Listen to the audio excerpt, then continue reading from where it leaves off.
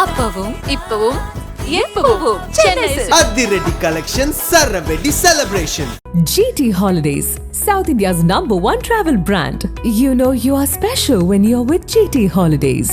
பழைய நகையை கொடுத்து வைட் 11 மந்த்ஸ்ல அதே அடைக்கு புது நகையை எடுத்துக்கோங்க. எக்ஸ்ட்ராவா ₹1 தர வேண்டாம். Magic old gold exchange. DMK அதிமுகக்குள்ள நடக்கிற பிரச்சனை, அந்த கூட்டணிகளில் நடக்கிற பிரச்சனை, இது ஒரு புறம் பேசப்பட்டாலும் இன்னொரு புறம் நீண்ட காலமாக பேசப்பட்ட ஒரு விஷயம் என்னன்னா, பிரதமருடைய 2 கைகள் மாதிரி வலதுகரம் இடதுகரமாக ஆட்சியை தாங்கி பிடிக்கிறவங்க, ஒன்று பீகாரினுடைய முதல்வர் நிதிஷ்குமார், இன்னொன்று ஆந்திராவினுடைய முதல்வர் சந்திரபாபு நாயுடு.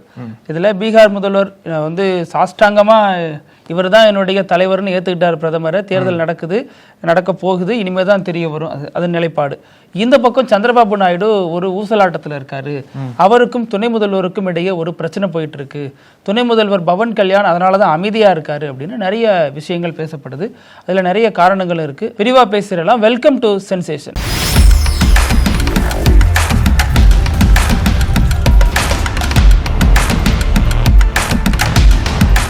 வணக்கம் பிருத்திவி. வணக்கம்.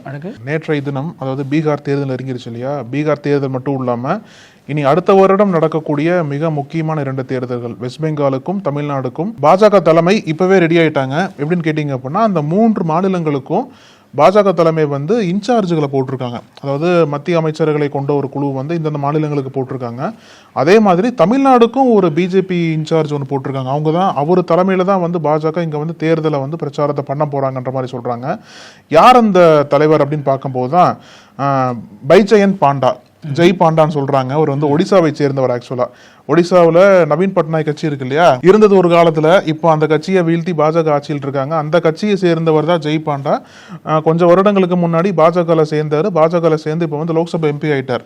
இவர் தான் ஜேபி நட்டா நேற்றைய தினம் அறிவிச்சிருக்காரு, நீங்க போய் தமிழ்நாட்டில் போய் தமிழக தேர்தலை கவனிங்கன்னு சொல்லிட்டு ஒரு பணி என்பது கொடுக்கப்பட்டிருக்கு. அவருக்கு தமிழக தேர்தல் பணி எதற்காக கொடுக்கப்பட்டிருக்கு அப்படின்னா, டெல்லி தேர்தல் நடந்துச்சு இல்லையா, அந்த டெல்லி தேர்தலில் பாஜகவுடைய வெற்றிக்கு மிக முக்கியமான காரணமே இந்த ஜெய் பாண்டான்னு சொல்றாங்க. 27 வருடங்களுக்கு அப்புறம் டெல்லியில முதல் முறையா பாஜக ஜெயிச்சு வர்றாங்க இல்லையா, இந்த ஒரு மாபெரும் வெற்றிக்கு மிக முக்கியமான காரணமா இருந்த ஜெய் பாண்டா அந்த ஒரு ஸ்ட்ராட்டஜியை, அந்த ஒரு கொள்கையை போய் தமிழ்நாட்டில் பண்ணாரு அப்படின்னா, தமிழ்நாட்டிலையும் நிச்சயமா நம்மளுக்கு ஒரு கணிசமான இடங்களை ஜெயிக்கிறதுக்கு வாய்ப்பு இருக்கு. அந்த டெல்லி ஃபார்முலாவை தமிழ்நாட்டில் போய் ஜெய் பாண்டா பண்ணணுன்ற மாதிரி தான் அவர் கொடுக்க அசைன்மெண்ட். அது நீங்க என்ன டெல்லியில் பண்ணீங்களோ அதையே தமிழ்நாட்டில் பண்ணுங்க. ஆனால் இவர் எதில் கை தேர்ந்தவர் அப்படின்னா, அந்த நகர்ப்புற வாக்காளர்களை ஒன்றிணைக்கிறது, அப்புறம் பூத் கமிட்டிகளை மேம்படுத்தி கொண்டு போறது, அந்த மாதிரி ஒரு முக்கியமான விஷயங்களை சிறப்பாக பண்ணக்கூடியவர்னு சொல்லிட்டு ஒரு பேர் இருக்கு இவருக்கு. அதனாலதான் தமிழ்நாட்டில் இந்த முறையாச்சும் இப்படியாச்சும் திமுகவை வீழ்த்தி நம்ம கணிசமான இடங்களை ஜெயிக்கணும் அப்படின்னா டெல்லி ஃபார்முலா தான் தமிழ்நாட்டுக்கு ஒர்க் அவுட் ஆகுன்ற மாதிரி ஜெய் பாண்டாவை அனுப்பிச்சிருக்காங்க. ஆனா அவருக்கு என்ன தெரியுமா ஒரு சவால் இருக்கும், டெல்லியிலெல்லாம் கட்சிகளில் பல குழுக்களாக பிரிஞ்சு தலைவர்கள் இருப்பாங்க. ஆமா, இங்க பல குழுக்களாக பிரிந்த தலைவர்கள் தான் ஒன்றா சேர்ந்து பாஜக கட்சியை மாநிலத்தில் இயங்கிட்டு இருக்கு.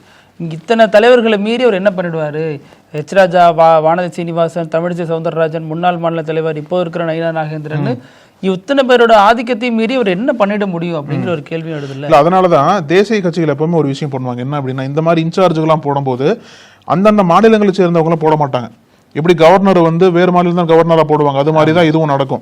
ஏன்னா இப்போ என்ன சொல்றாங்க அப்படின்னா, ஒருவேளை ஏன்னா இப்போ ஜெய் பாண்டாக்கும் தமிழ்நாட்டுக்கு என்னங்க சம்பந்தமே இல்லை. தமிழ்நாட்டை தேர்தல் நடக்க போகுது அப்படின்னா தமிழக அரசியலை புரிந்த ஒரு நபரை தான் தலைவராக போடணும்.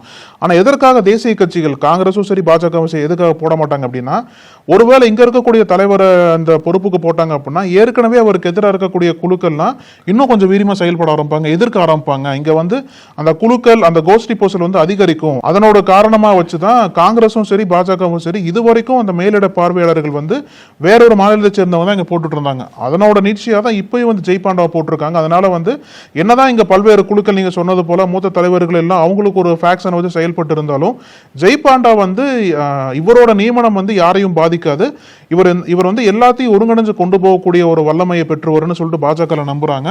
அவரை கூடிய விரைவில் தமிழ்நாட்டுக்கு வர வாய்ப்பு இருக்கு. இப்போ அக்டோபர் மாதம் ஜேபி நட்டா தமிழ்நாட்டுக்கு வர போறாரு. நயினா நாகேந்திரன் சுற்றுப்பயணத்தை ஆரம்பிக்க போறார். அப்படி பல நிகழ்வுகள் பாஜக நடக்க போற சமயத்துல தான் இந்த ஒரு நியமனமும் வந்திருக்கு. அவர் எப்படி திமுக கூட்டணிக்கு டஃப் ஃபைட் கொடுக்க போறாரு, அதிமுக எப்படி ஒருங்கிணைஞ்சு கொண்டு போறாருன்னு சொல்லிட்டு பொறுத்து பார்க்கணும் நம்ம. அப்போ அதே மாதிரி இப்போ பாஜகவினுடைய ஆதார சக்திகளாக விளங்குறது யாருன்னா 2 முக்கியமான தலைவர்கள். கூட்டணிக்கே அவங்க தான் வலு சேர்த்திருக்காங்க. ஒன்று நிதிஷ்குமார், இன்னொன்று சந்திரபாபு நாயுடு. நிதிஷ்குமாரை சுற்றி பல யூகங்கள் போயிட்டு இருக்கு. பாஜக தான் ஜெயிச்சதுக்கு அப்புறம் முதல்வர் வேட்பாளராக மாறும், ஏன்னா நிதிஷ்க்கு வந்து அங்கே மைனாரிட்டி தான் இருக்கு அப்படின்னு நிறைய விஷயங்கள் பேசப்பட்டுச்சு. இல்ல சிராக் பாஸ்வானே போட்டி போட்டு நிற்கிறாரு. ஆமா, நான் நிப்பேன்னு சொல்லிட்டாரு. அதுக்கான ஒரு பிரச்சனையும் கூட்டணிக்குள்ளேயும் அங்கேயும் போயிட்டு இருக்கு.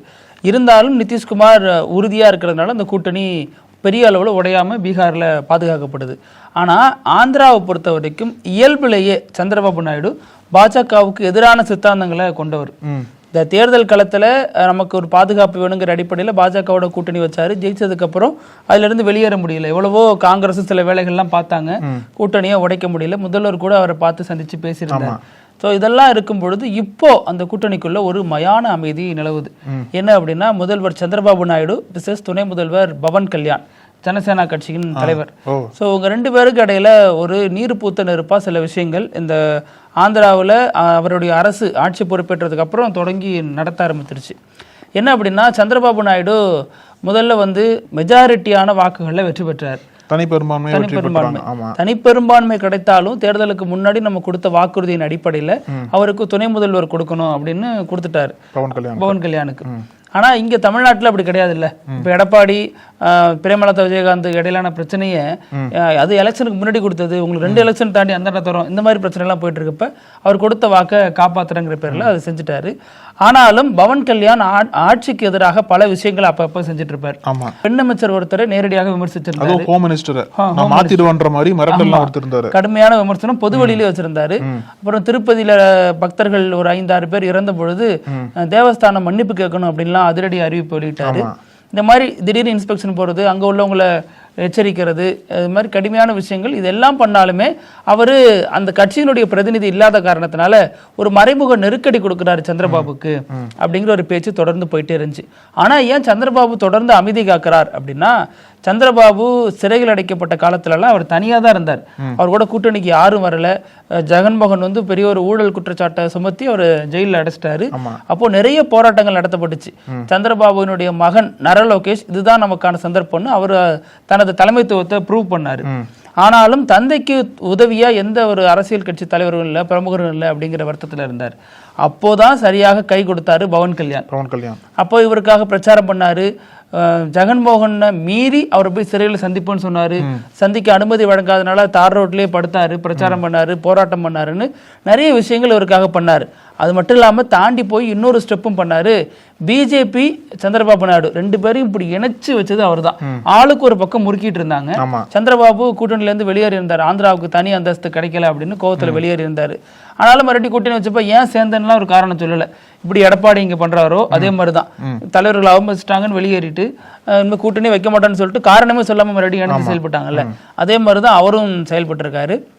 ஆனாலும் பவன் கல்யாண் தான் அந்த தேர்தலை பொறுத்த வரைக்கும் தெலுங்கு தேசம் கட்சி உயிர் பெறறதுக்கு காரணமா இருந்தார். ஏன்னா அதற்கு முன்னாடி ஒரு 23 தொகுதிகள் தான் வச்சிருந்தாங்க. அதுக்கப்புறம் தான் இப்போ கிட்டத்தட்ட 175 135 தொகுதி ஒரு மெஜாரிட்டியான தொகுதிகளை வென்றிருக்காங்க. இதற்கெல்லாம் காரணம் அவருங்கிற அடிப்படையில தான் அவர் மீது ஒரு நம்பிக்கை இருக்கு. அது மட்டும் இல்லாம அவர் ஒரு சினிமா ஸ்டார், ஒரு சினிமா பின்புலம் கொண்ட குடும்பத்திலிருந்து வந்தவங்க அப்படிங்கிறதுனால அவர் மீதான ஒரு மதிப்பின் அடிப்படையில் அந்த பதவி கொடுத்தார். ஆனாலும் இடையில அந்த பிரச்சனைங்கிறது அதிகரிச்சுட்டே இருந்துச்சு. சந்திரபாபு நாயுடு பொறுத்த வரைக்கும் இந்துத்துவத்தை அவ்வளவா முன்னிறுத்த மாட்டார்.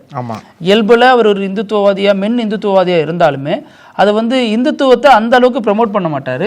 ஆனா பவன் கல்யாணை பொறுத்த வரைக்கும் பாத்தீங்கன்னா ஒரு தீவிர இந்துத்துவா மாறிட்டாரு. இங்க வந்து கூட முருகன் மாநாட்டுல பேசியிருந்தாரு, சனாதன தர்மத்திற்கு ஒரு சங்கம் அமைக்கணும்ன்ற மாதிரி கேட்டிருந்தாரு. ஆமா, இங்க வந்து முதல்வர்களை விமர்சிச்சிருந்தாரு, குடும்ப அரசியல், வாரிசு அரசியல் எல்லாம் பேசியிருந்தாரு. அப்புறமா மற்ற அரசியல் கட்சி தலைவர்கள், இந்தியா கூட்டணி எல்லாத்தையும் விமர்சிச்சிருந்தாரு. ஸோ இப்போ திடீர்னு அவர் அமைதியாயிட்டார். இப்போ என்ன ஆச்சு அவருக்கு, ஏன் அமைதியானார் அப்படின்னா, அவருக்கு ஒரு அதிருப்தி இருக்கு அப்படின்னு சொல்லப்படுது. என்ன அதிருப்தி அப்படின்னா, கட்சிக்குள்ள சந்திரபாபு நாயுடு தனது மகன் மூலமாக ஒரு லாபி பண்றாரு. மகன் நரலோகேஷ்க்கு ஆல்ரெடி அங்க அமைச்சர் தான், அவர் மாநில அமைச்சர் தான்.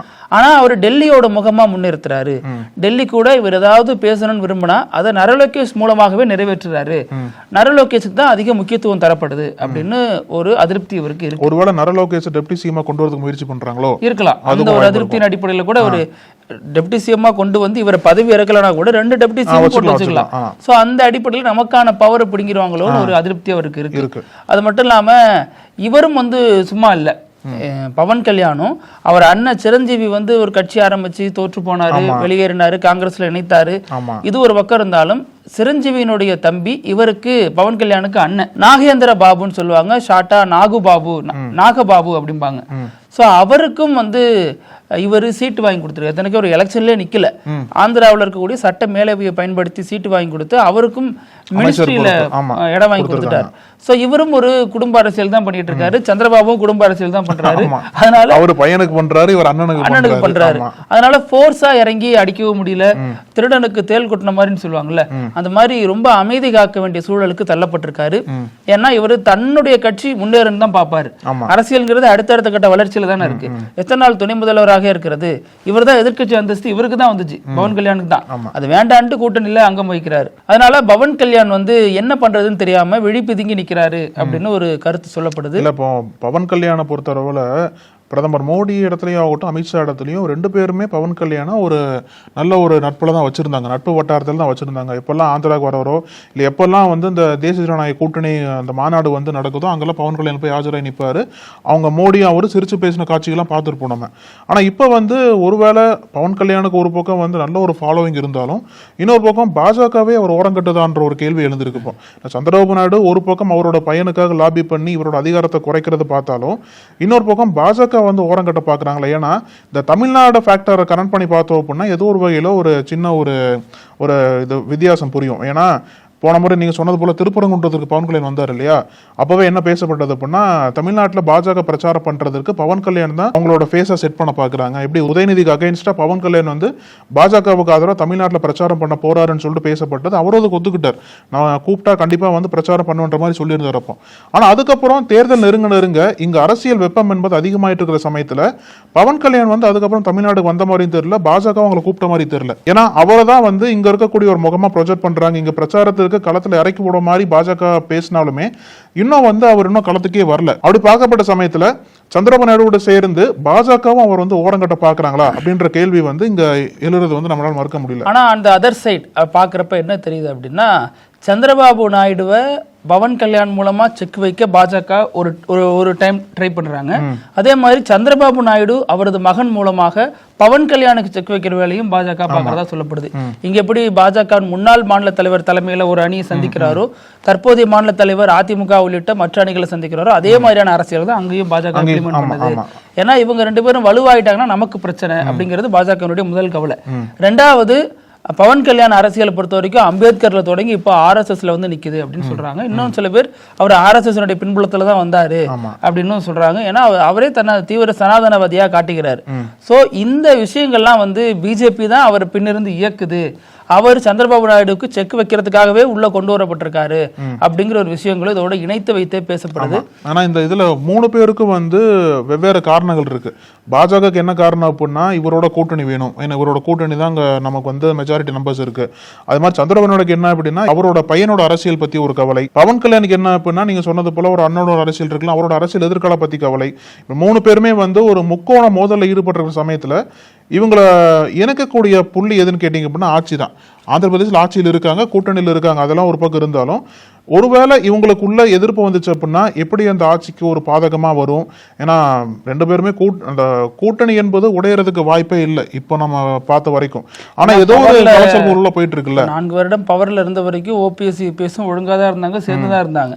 பவர் இல்லாத பட்சத்துல தான் ஆட்சி கட்சி அதிகாரம் எப்போ குறைக்கப்படுதோ அப்பதான் வந்து உங்களோட முழு சுயரூபத்தையும் காட்டினாங்க. அதே மாதிரிதான் பவன் கல்யாண் கையில் இருக்கக்கூடிய இந்த டெப்டி சிஎம் அதிகாரத்தை ஒருவேளை சந்திரபாபு நாயுடு பறித்து அவரோட பையனை கொடுத்தாரு அப்படின்னா பவன் கல்யாண் எப்படி எடுத்துக்க போறாரு அப்படின்றத பார்க்கலாம். நம்ம எப்பவுமே துணை முதல்வர் அப்படிங்கிற பதவி பிரச்சனைக்குரிய ஒன்னாதான் இருக்கு. இங்க கூட எடப்பாடி பழனிசாமி முதல்வராகவும் ஓ பன்னீர்செல்வம் துணை முதல்வராக இருந்தாங்க. அப்போ வந்து இயல்பாகவே அதிகாரத்துல ஒரு மோதல் வரும். யார் சொல்றதை அதிகாரிகள் கேட்கிறாங்கல இருந்து யார் சொல்றதை கட்சி நிர்வாகிகள் கேட்கிறாங்க வரைக்கும் பல பிரச்சனைகள் வரும். அதனுடைய நீட்சி தான் ஓபிஎஸ் இபிஎஸ் பிரிவுக்கும் காரணம்னு சொல்லப்பட்டது. இப்போ முதல்வரா ஸ்டாலின், துணை முதல்வரா உதயநிதி இருக்கிறாங்கன்னா அடிப்படையில் தந்தை மகன் அப்படிங்கிறதுனால பெரிய அளவுல விரிசல் அவங்களுக்குள்ள வரல. ஆனா அதே மாதிரி ஆந்திராவில் நம்ம அப்ளை பண்ண முடியாது. ஏன்னா அவர் வேற கட்சி சேர்ந்த தலைவர், இவர் ஒரு கட்சி சேர்ந்த தலைவர், 2 பேரும் பாஜகவோட நெருக்கமா இருக்காங்க. 2 பேருமே நெருக்கமா இருக்கிறதுனால பாஜகவும் 2 பேருக்காகவும் பேசுற மாதிரி ஒரு ப்ளே பண்றாங்க. இதுல 3வதா ஒரு ஆள் எதிர்க்கட்சியா இருக்காரு, அவரும் பாஜகவுக்கு நெருக்கமா இருக்காரு. ஜெகன்மோகன் அவர்தான் ரொம்ப நெருக்கமா இருக்காரு, ரொம்ப நெருக்கமா இருக்காரு. பாஜகவுக்கு ஆந்திராவுல பெரிய அளவுல பிரச்சனை இல்லைன்னாலும் இப்படி ஓவர் அட்டாச்மெண்டா இருக்கிறதே ஒரு பிரச்சனையா இருக்கு. உங்களை தள்ளி வச்சுட்டு அரசியல் பண்ணவும் முடியல, சேர்த்து வச்சுட்டு கூட்டணி நடத்தவும் முடியல அப்படின்னு பல பிரச்சனை போயிட்டு இருக்கிறதுனால ஆந்திர அரசியல்ல ஒரு எதிர்பார்ப்பு கிளம்பி இருக்கு. அடுத்து என்ன நடக்கும் அப்படிங்கிற ஒரு பெரிய சர்ப்ரைஸ் காத்திருக்கு. மகாராஷ்டிரா இருக்கு, மகாராஷ்டிரால ஏக்நாத் சிண்டே பிரிக்கவும் முடியல, கூட சேர்க்கவும் முடியல, அப்படிதான் போயிட்டு இருக்கு. போனாலும் போக மாட்டேங்கிறாரு, வாழ்நாளும் ஒட்டிக்க மாட்டேங்கிறாரு. ஆமா, அது மாதிரிதான். இப்ப பீகார் பத்தி பேசுனீங்க இல்லையா, எப்படி தமிழ்நாட்டுக்கு பாஜக தலைமை ஜெய் பாண்டாவை நியமிச்சிருக்காங்களோ அதே மாதிரி பீகாருக்கு மத்திய அமைச்சர் ஜெய் பாண்டாவா? என் காதுல ஜெய் பாண்டா அப்படிங்கிற மாதிரியே கேக்குது. அப்படி வரீங்களா, சேர்த்து வரீங்களோ? சரி சரி. அதே மாதிரி பீகார்ல வந்து மத்திய அமைச்சர் தர்மேந்திர பிரதான் அந்த மாநில தேர்தலுக்காண்டி பாஜகவால் நியமிக்கப்பட்டிருக்காரு. இவர் ஒடிசா தானே? ஒடிசா தான். ஒடிசாக்காரரை குத்திக்கு வந்து தமிழ்நாட்டுல போடுறது, தமிழ்நாட்டை விமர்சித்தவரை தூக்கி வந்து பீகார்ல போடுறது என்ன அரசியல் இல்ல. ஒடிசால வந்து டெல்லி ஃபார்முலா தான் ஒடிசா ஃபார்முலாவும்.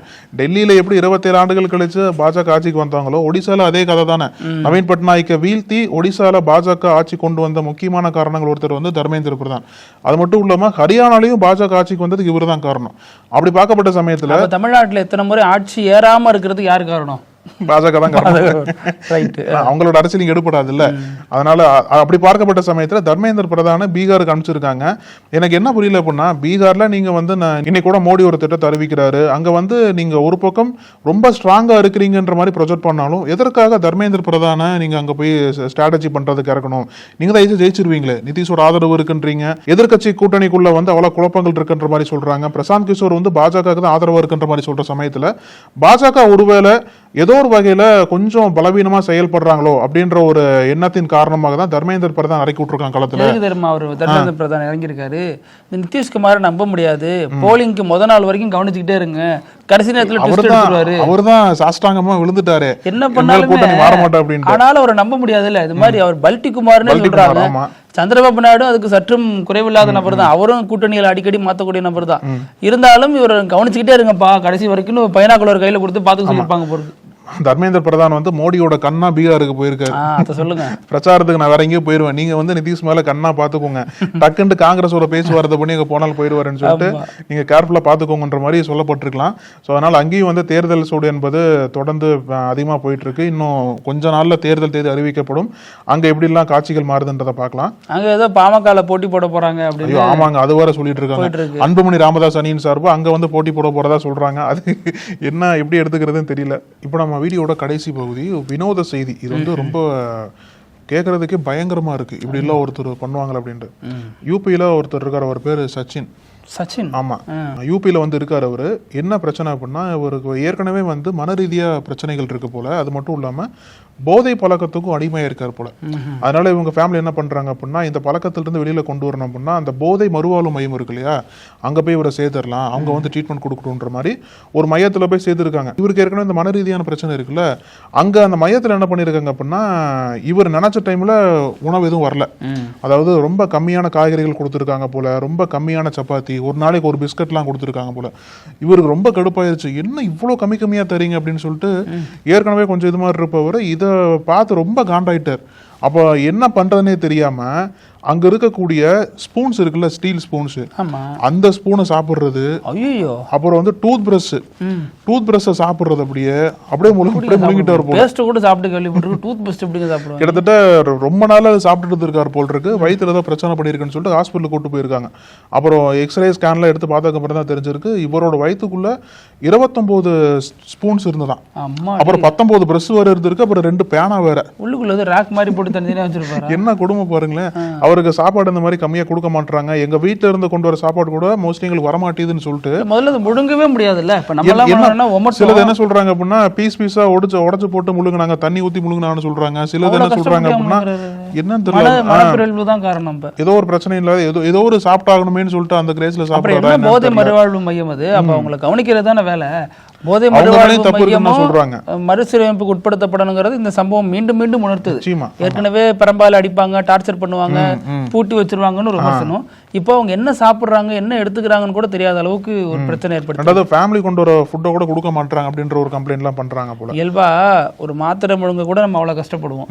இவ்வளவுதான் முழுங்கி இருக்காருன்னா அவர் எவ்வளவு மன உளைச்சல் இருந்திருந்தா அதை பண்ணிருப்பாரு. ஆமா, அதுவும் இது 1-2 இல்லைங்க 29-30ன்னு போறது ரொம்ப கஷ்டப்பட்டு பார்ப்போம். இப்ப சரியாயிட்டாருங்கிறத படிச்சோம். ஹாஸ்பிட்டல்ல வந்து சரியா இருக்கிறதா சொல்றாங்க. பட் இருந்தாலும் இது இந்த அளவுக்கு கேள்விப்பட்டதில்லை முன்னாடி.